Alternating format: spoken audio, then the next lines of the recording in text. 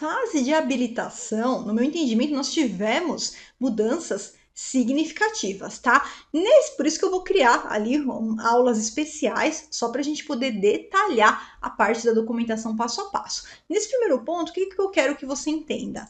Que lá na lei 8666, a gente efetuava, né, modalidades clássicas, concorrência, tomada de preços, convite. A gente primeiro efetuava a habilitação, quer dizer, vamos olhar a documentação de todos os licitantes e só depois que a gente verificava as propostas dos proponentes. Isso era extremamente cansativo, isso de alguma forma tornava, né, o certame muito mais lento. Por quê? Porque imagina, você está lá participando da licitação, o órgão público fazendo a licitação, e a gente tem lá 20, 30 participantes, a gente vai ter que olhar documento de todo mundo, sendo que só um vai ganhar a licitação. Então é extremamente moroso, né? Então foi uma lei antiga, a lei de 93. Então agora a gente tem a atualização dessa regra de forma muito bem pensada. Por quê? E para você receber mais vídeos para aprender a como se tornar um analista master de licitações e também ajudar a outras pessoas que precisam se tornar analistas masters, inscreva-se aqui no canal. Para isso, é só você clicar no botão inscrever-se. Já no pregão, né, quando teve o surgimento do pregão, o pregão ele já veio com essa ideia de alteração das fases. Então, ao invés de a gente olhar documento de todo mundo para depois ter apenas um vencedor, vamos inverter. Vamos olhar as propostas, vamos fazer a fase de disputa. Quando a gente tiver o primeiro colocado, ali o vencedor provisório, aí a gente analisa o documento só dele. Somente no caso da documentação dele, tem algum problema, ele está inabilitado, aí a gente passa para análise da documentação do segundo colocado. Então, a regra na 1433 agora, ela segue mais ou menos aí a ordem do que a gente estava acostumado no pregão. Então, primeiro vamos julgar as propostas e só depois que eu vou olhar a habilitação do primeiro colocado, do vencedor provisório, tá?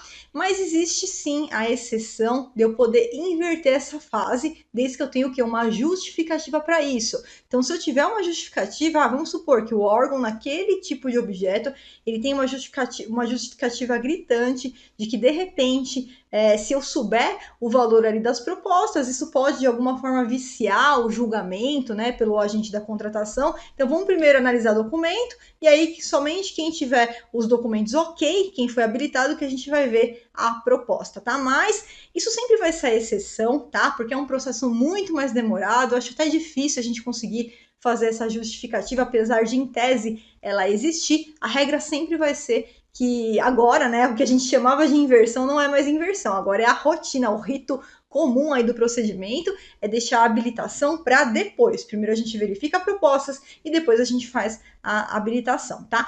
Em relação às searas, se você olhar a Lei 8666, ela solicitava ali 4 searas mais importantes para análise de documento, que a gente chama de habilitação jurídica, né? Vamos verificar se aquele proponente é um empresário regular, né? Se ele pode fechar contratos com o governo. A gente verificava a qualificação técnica, vamos verificar se aquele proponente, se ele, de repente, tem, né, os requisitos necessários para aquele objeto, por exemplo, é uma obra, né? Então eu preciso, de repente, de alguém ali do ramo da engenharia ou da arquitetura, né?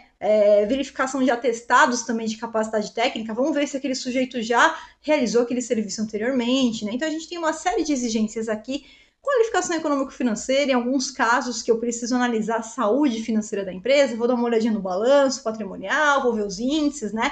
Regularidade fiscal e trabalhista, algumas certidões que a gente verifica, né, daquela empresa, daquele empresário. E na nova lei, né, a gente olhando assim por cima pela nomenclatura, a gente teve a primeira alteração, onde além da fiscal e trabalhista, ele traz aqui esse âmbito social, tá? Mas como as alterações elas foram importantes sim, inclusive consolidando aí vários entendimentos do Tribunal de Contas da União, a gente vai em aulas específicas estudar aí toda essa parte de documentação, documento a documento, para isso ficar bem tranquilo, para você conseguir aí fazer a habilitação nas suas licitações e para quem também é fornecedor, né, analista de licitação, consiga aí fazer a juntada dos seus documentos, análise da documentação do concorrente, tudo mais. Então a gente vai ter aulas específicas dentro do curso da nova lei de licitações, para que você saiba e tenha o entendimento completo aí dessa documentação, tá? Então, dando andamento, Próximo ponto que eu quero tratar para vocês é o ponto que muita gente gostou, tá? Que é a dispensa por pequeno valor. Então, quando a gente vai fazer uma compra, o órgão vai fazer uma compra, uma contratação ali com um valor reduzido, um pequeno valor, né? O legislador ele traz a seguinte ideia: olha, até seria possível até você fazer licitação, mas não compensa, né? Todos os custos que a gente vai ter, não só de custos de publicação que eu estou falando, mas custos mesmo de ter ali a equipe, o agente ali trabalhando. A gente tem várias fases na licitação e isso leva tempo. E também o próprio servidor público que atua ali leva o tempo dele trabalhar naquela licitação. Então, para alguns valores, né, o legislador ele traz a possibilidade de, olha, nesses valores aqui não precisa fazer a licitação, a gente pode fazer uma contratação direta, então eu vou dispensar a licitação porque o valor do contrato é um valor muito pequeno.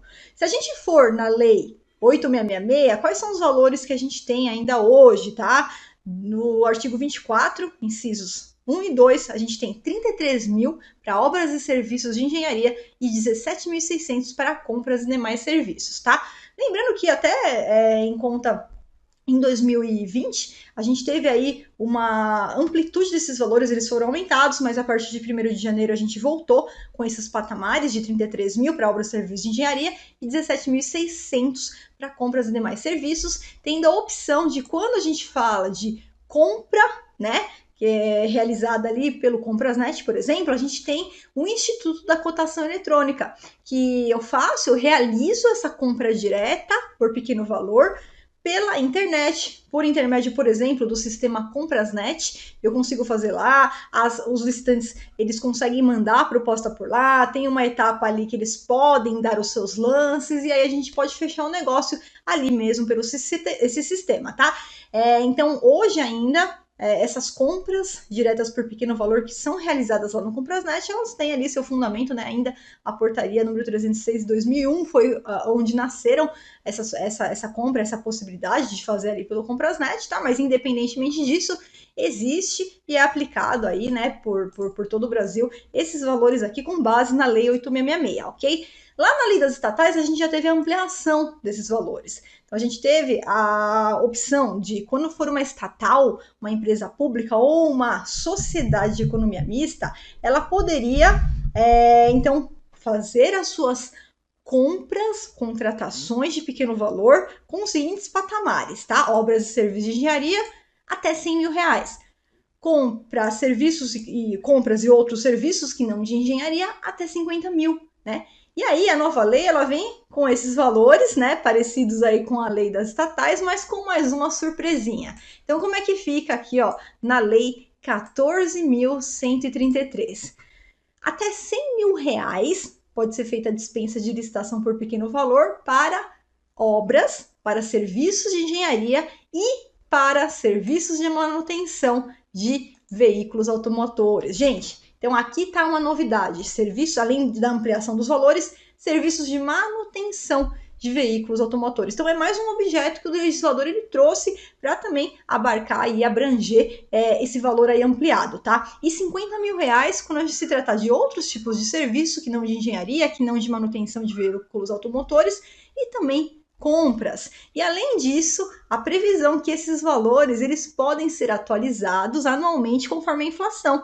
E aí, né, a gente vai ter que ver se isso realmente acontecer. Esses valores aqui eles vão começar a ficar meio quebrados, né? Mas tem a possibilidade, a gente tem que ver como é que vai funcionar isso daí na prática, tá? Para receber mais vídeos e aprender a como se tornar um analista master de licitações, inscreva-se aqui no canal para você não perder nenhum dos conteúdos.